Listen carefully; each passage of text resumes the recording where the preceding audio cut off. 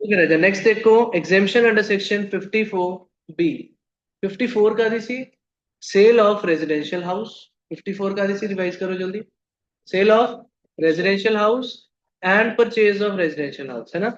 Cell of residential house ते की मिले ਤੁਹਾਨੂੰ long term capital gain, मतलब that house was long term capital asset, you sold that, you are an individual or HUF, ठीक है, ਤੁਹਾਨੂੰ ਉੱਤੇ long term capital gain ਹੋਇਆ, ਤੁਸੀਂ ਉਹਦੇ ਪੈਸੇ ਨੂੰ ਇਨਵੈਸਟ ਕਰਤਾ in a new residential house, okay, then you will get exemption under section 54, ठीक है।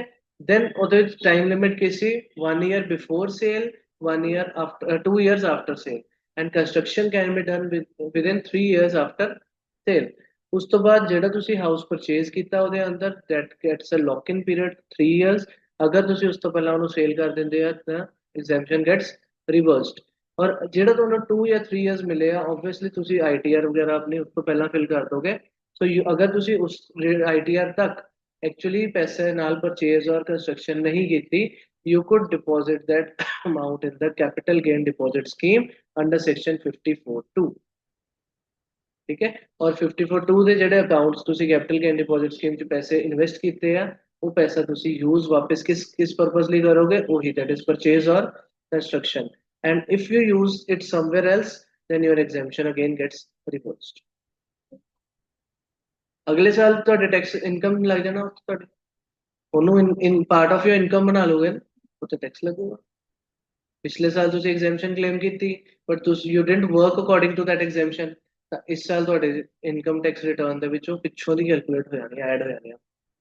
ਤੁਸੀਂ ਖੁਦ ਐਡ ਕਰ ਦੋਗੇ ਦੈਟਸ ਵੈਲ ਐਂਡ ਗੁੱਡ, ਨਹੀਂ ਕਰੋਗੇ ਤਾਂ ਪਿੱਛੋਂ ਆਪੇ ਹੋ ਕੇ ਨੋਟਿਸ ਆਇਆ ਕਿ ਤੁਸੀਂ ਗਲਤ ਕੀਤੀ ਹੈ ਕੈਲਕੂਲੇਸ਼ਨ, ਆ ਵਾਲੀ ਇਨਕਮ ਤੇ ਵੀ ਟੈਕਸ ਲੱਗਣਾ ਸੀ ਤੁਹਾਡਾ, because you didn't follow the rules of that section, ਹੈ ਨਾ।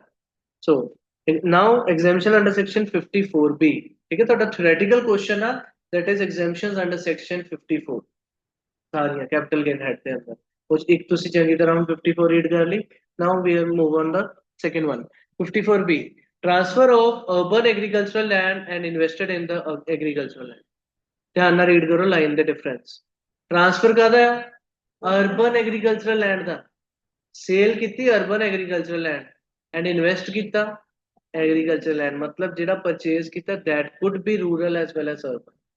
फोकस करो बच्चे, लगता कि अर्बन मतलब एग्रीकल्चरल लैंड बेचे एग्रीकल्चरल लैंड खरीदे, नो, इतने च भी डिफरेंस लिखा सी। सेल केड़ा करना अर्बन, परचेज जिहड़ा मर्जी करो, वो ऑप्शन क्यों दिती, अगर तुसी रूरल वाला परचेज कर लोगे तो साडे कंट्री दी डेवलपमेंट ही है, तुसी उत्थे कोई काम करोगे, well and good, yes or no. सो ਉਹਦੇ ਲਈ ਤਾਂ रूरल एरियाज ਚ डेवलपमेंट ਲਈ ਤਾਂ ਉਦਾਂ ही सारे मोटिवेट कर दे, दी इकोनॉमी डेवलप होगी। So sale is only of urban agriculture land, rural ਦੀ ਨਹੀਂ। पर रूरल ਦੀ ਬੱਚਾ ਕਹਿੰਦਾ ਅੱਛਾ ਜੇ मैं रूरल ਦੀ करदा, रूरल वाला ਇੱਥੇ कवर ही नहीं होना, बिकॉज रूरल वाला agricultural land is not a capital asset. ठीक है, ਅਸੀਂ ਨਾ ਪਹਿਲੇ ਦਿਨ कैपिटल एसेट ਚ कवर ਕੀ ਹੁੰਦਾ, ट्रांसफर ਚ ਕੀ कवर ਹੁੰਦਾ, ਉਹ ਵੀ ਇੱਕ ਅਲੱਗ ਪਹਿਲਾਂ ਕਨਸੈਪਟ ਹੈ ਬਹੁਤ ਵੱਡਾ, ਠੀਕ ਹੈ। ਬਟ रूरल वाला ਸਾਡੇ कैपिटल एसेट ਦੀ ਡੈਫੀਨੇਸ਼ਨ ਚ कवर नहीं ਹੁੰਦਾ।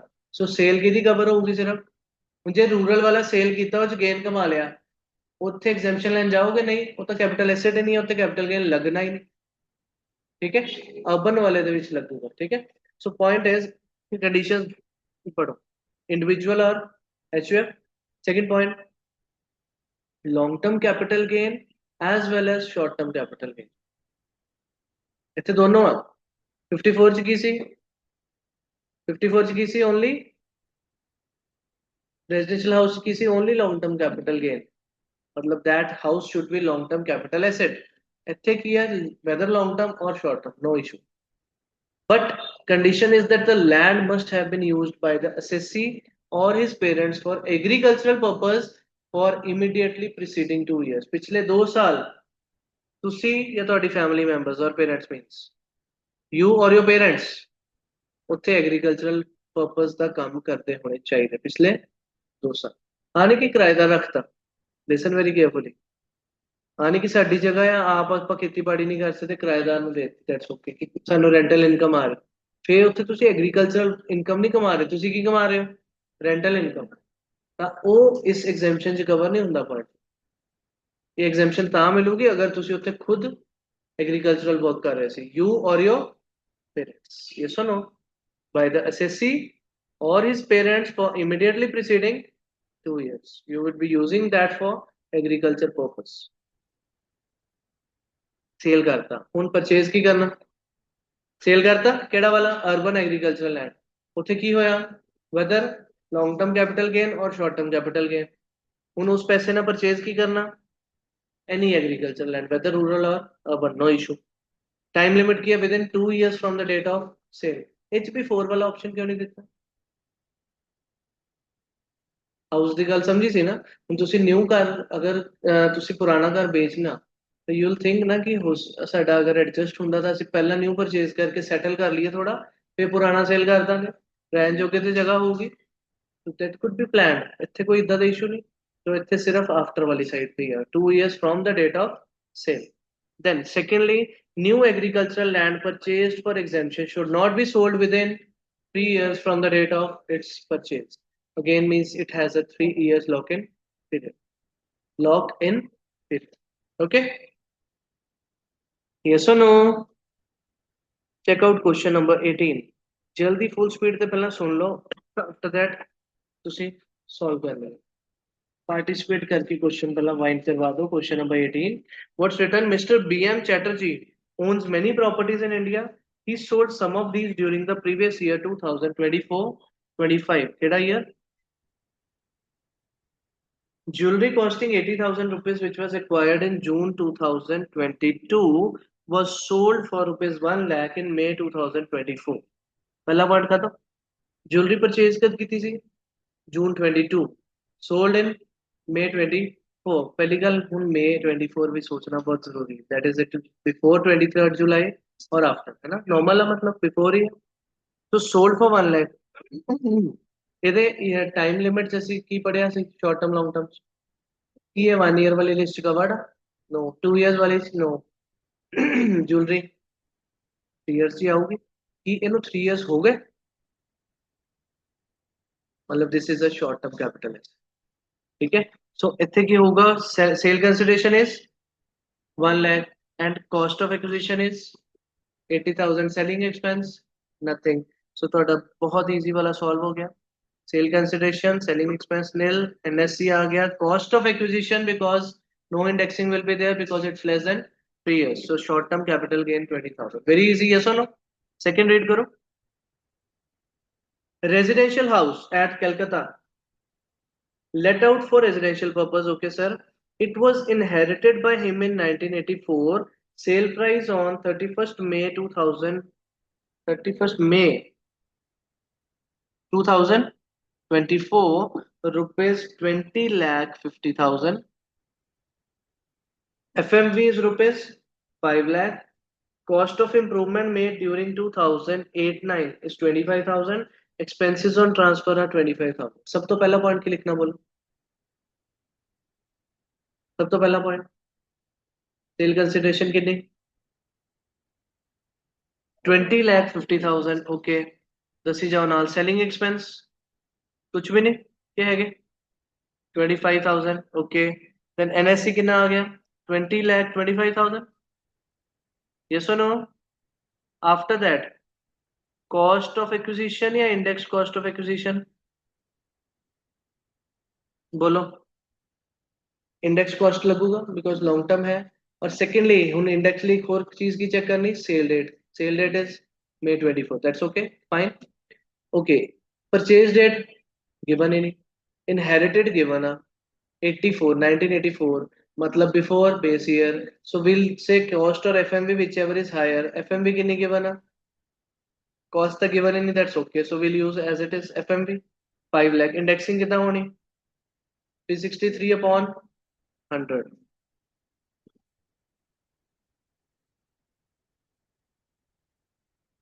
so 5 lakh into 363 by 100 that is 18 lakh 15,000 then improvement भी हुई कोई improvement 2008-9 ये तो consider करनी 25,000 okay indexation यदि properly करोगे 363 upon 137 सेम है ना yes or no So that is 25,000 into 363 divided by 137 comes out to 66,241.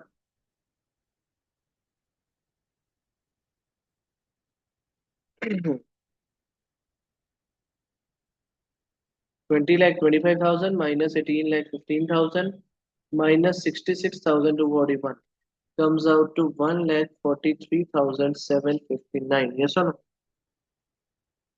Yes or no? Clear? Third one check करो. Household furniture. Household furniture is not a capital S. Furniture WDV ओवल appoint नहीं थे कुछ लिखे. ठीक है बना. Household furniture. So you'll write a line. Household furniture is a personal movable asset and it is not covered under the meaning of capital asset. Hence these are not chargeable to capital gains tax. Okay? Okay रे, yes or no? एक और rule हो गया cover ਤੁਹਾਡਾ.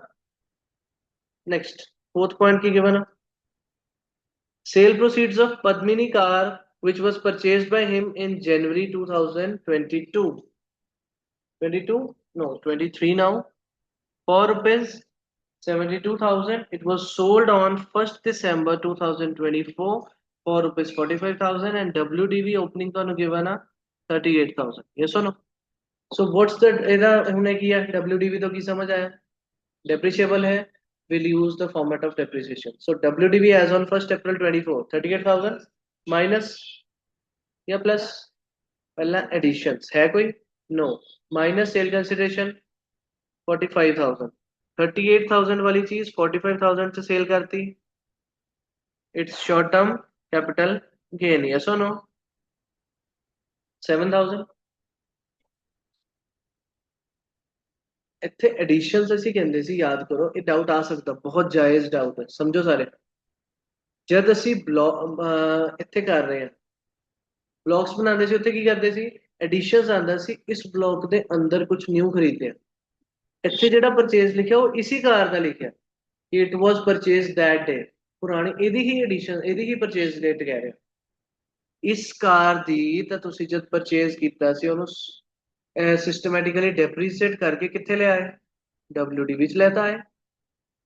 ਇਹਦੀ purchase ਨਹੀਂ ਨਾ ਦੇਖਣੀ. ਸਾਨੂੰ ਪਰਚੇਜ਼ ਕਿਹਦੀ ਚਾਹੀਦੀ ਹੁੰਦੀ ਜੋ ਇਸ ਬਲੌਕ ਵਿੱਚ ਕੁਝ ਐਕਸਟਰਾ ਐਡ ਕਰਦੇ.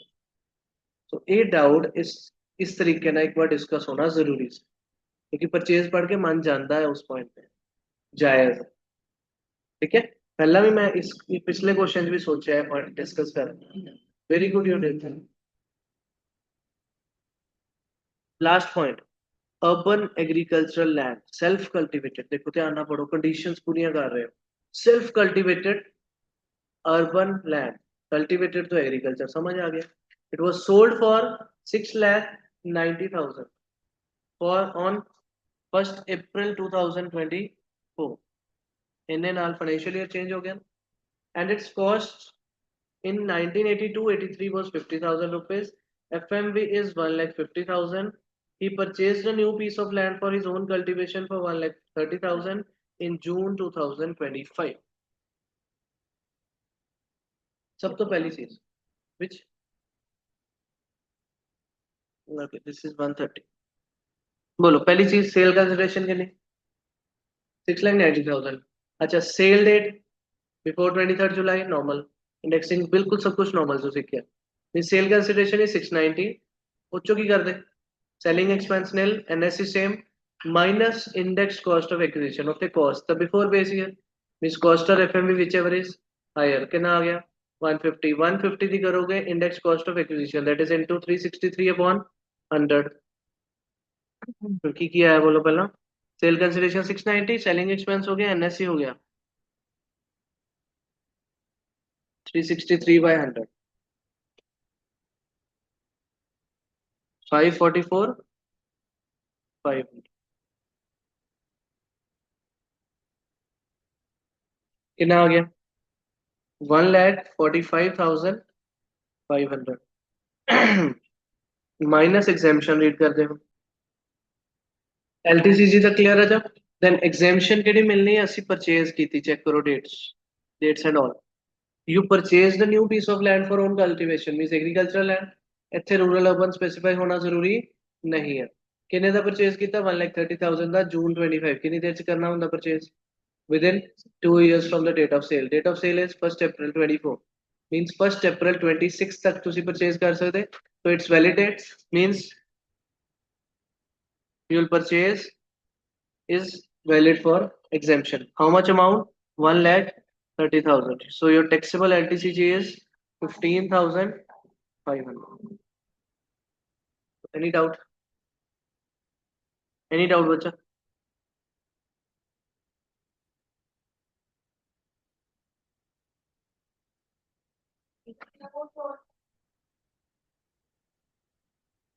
ये कितना क्वेश्चन सी है? ये 3 है ना। 15,500 ਤੁਹਾਡਾ ਇਹ ਸੀ ਦਾ ਟੈਕਸੇਬਲ ਆ ਗਿਆ। then 143 759 ਦੂਜੇ ਦਾ ਆ ਗਿਆ। 7,000 ਕਾਰ ਦਾ ਆ ਗਿਆ। एंड ज्वेलरी का शॉर्ट टर्म कैपिटल गेन आ गया 20,000। बिल्कुल सही।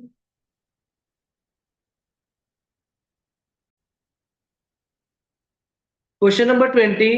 Mr. Barua, a rich man of Calcutta, has sold the following properties during the year ended 31st March 2025.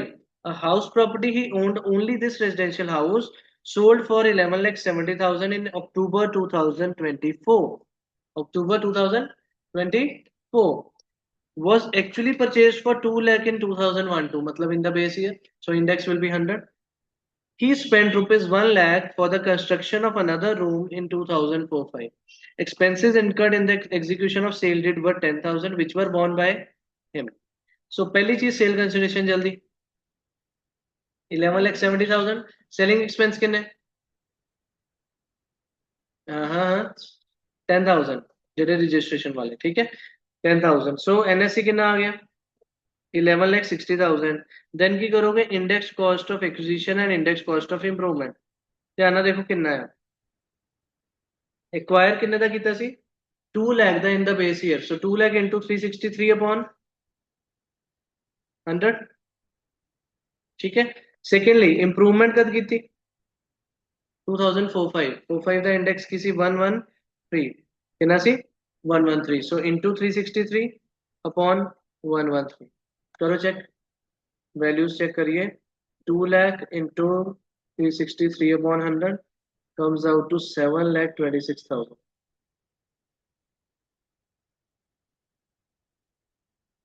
and 1 lakh the into 363 upon 113, it comes out to 3,21,239। okay, so the balance will be your LTCG. yes or no?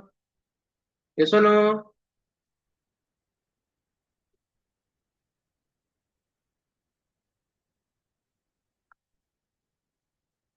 in 1,12,761, 1,12,761। okay, clear aja? second check karo ki given on the death of his father in November 2005, few shares were transferred to him, which he sold in March 2025। ठीक है, share cell करते for rupees 90,000। His father purchased those shares for rupees 10,000 only in May 2005। FMV was FMV on 31st January 2018 23932। 31st January 2018 कादा ले देता केड़े वाले section 112A। ਇਹਦਾ important ਕੀ ਸੀ? Indexation ਤਾਂ ਹੋਣੀ ਨਹੀਂ, ਇਹਦਾ cost of acquisition was most important. ਉਹ ਚ ਫਾਰਮੂਲਾ ਲਗਾਉਣਾ ਸੀ whichever is higher lower ਦਾ, ਠੀਕ ਹੈ। ਸੋ ਕੀ ਲਗਾਓਗੇ?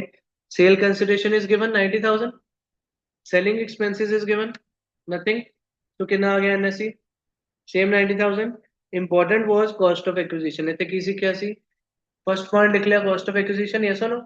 सेकंड पॉइंट आया सी एक्चुअल सेल कंसीडरेशन और FMV given as on 31st January 18 whichever is whichever is lower। तो दोनों चो lower केड़ा आया राजा? 23,932।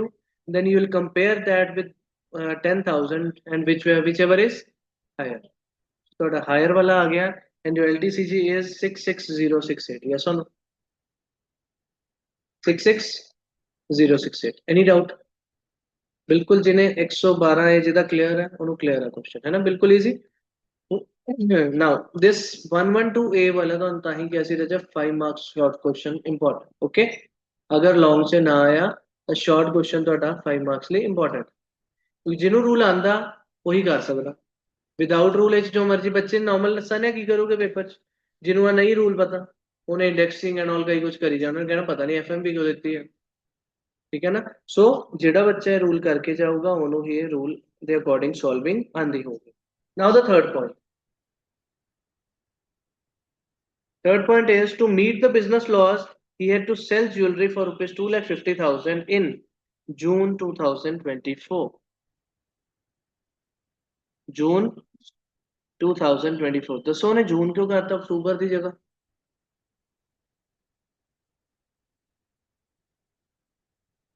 ਨਾਰਮਲੀ ਤਾਂ ਈਅਰ ਚੇਂਜ ਕਰਕੇ ਵੀ ਹੋ ਸਕਦਾ ਸੀ ਇੱਥੇ ਜੂਨ ਕਿਉਂ ਕੀਤਾ ਨਾ 23 ਜੁਲਾਈ ਤੋਂ ਪਹਿਲਾਂ ਕਰਨ ਦੀ ਨਾਰਮਲ ਕੁਐਸਚਨ ਰੱਖਣ ਠੀਕ ਹੈ ਨਾ ਨਹੀਂ ਤਾਂ ਅੱਜ ਤੱਕ ਕੀ ਹੋ ਰਿਹਾ ਸੀ ਮੰਥ ਸੇਮ ਈਅਰ ਚੇਂਜ ਕਰ ਦਿੰਦੇ ਸਿੰਪਲੀ ਬਟ ਇੱਥੇ 23 July is the changing point cost of this jewelry was 80,000 jewelry was actually purchased in July 2007 at the time of his marriage ਦੱਸੋ ਸੇਲ ਕਿੰਨੀ 2,50,000 एंड परचेज कितने दी सी 80,000 तो की करोगे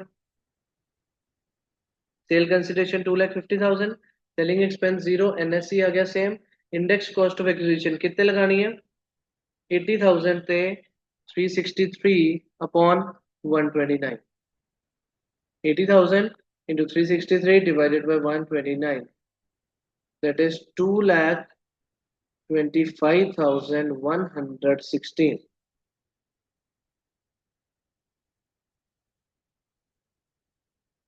24,884 clear है जा yes or no fourth point पे आ जाओ he sold an agricultural land he sold an agricultural piece of land at Durgapur in October 2024 for rupees 90,000 and invested the full sale price within 6 months to buy another agricultural land at Hugli where he wants to settle now. The land was purchased in December 2022 at a cost of 30,000 rupees and was cultivated by tenants. तो की करना सब तो पहला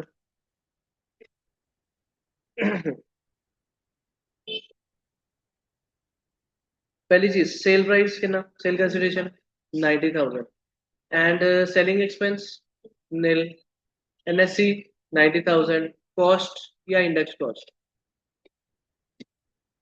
पहली गल purchase कद की थी December 22 it was purchased in December 22 December 22 तो October 24 only 2 years आ गए सीधा नहीं हुए short term उत्थे भी no indexing दूसरी चीज no indexing का ही आंसर है उन्होंने October 24 रहन था बिकॉज आफ्टर 23 जुलाई उधरों भी इंडेक्सिंग नहीं दोनों रीजंस तो इंडेक्सिंग नहीं होनी so answer remains same है ना so selling price is 90,000 expenses are 0 NSE आ गया and you will deduct only the cost of acquisition 30,000 कितना आ जाएगा ਤੁਹਾਡਾ 90 minus 30 60,000 ਇੱਥੇ ਕੀ ਲਿਖਿਆ ਹੋਇਆ no indexing because of less than 3 years and also ਅੱਜ ਨਾਲ ਕੀ ਲਿਖੋਗੇ and date of sale is after 23 July दोनों reasons should be in your mind yes or no ਅੱਜ ਦੋ ਰੀਜ਼ਨਸ ਆਏ ਇੰਡੈਕਸਿੰਗ ਨਾ ਹੋਣ ਦੇ ਉਸ ਤੋਂ ਬਾਅਦ ਨਾਲ ਸਾਨੂੰ ਇੱਕ ਚੀਜ਼ ਕੀ ਬਣਾ ਹੋਰ read carefully he invested the full sale price within 6 months ਅਸੀਂ within 2 years new agricultural land purchase ਕਰ ਸਕਦੇ ਐਗਜ਼ੈਂਪਸ਼ਨ ਮਿਲ ਜਾਊਗੀ 54B but the condition was the previous land which is sold should have been cultivated for minimum 2 years preceding by him or his parents here cultivation was by tenant so कोई exemption मिलनी के नहीं no no exemption under section 54B as land had been cultivated by the tenants. And the last point is household furniture. It is a personal movable asset, not a capital asset, and hence not chargeable to capital gains tax. Yes or no? Check kar lo last point kya tha yahan? Household furniture. It's a personal movable asset. Yes or no? Clear? All the points? Okay now find out dates you can check कि 2024 है थे जितने जितने yes बाकी same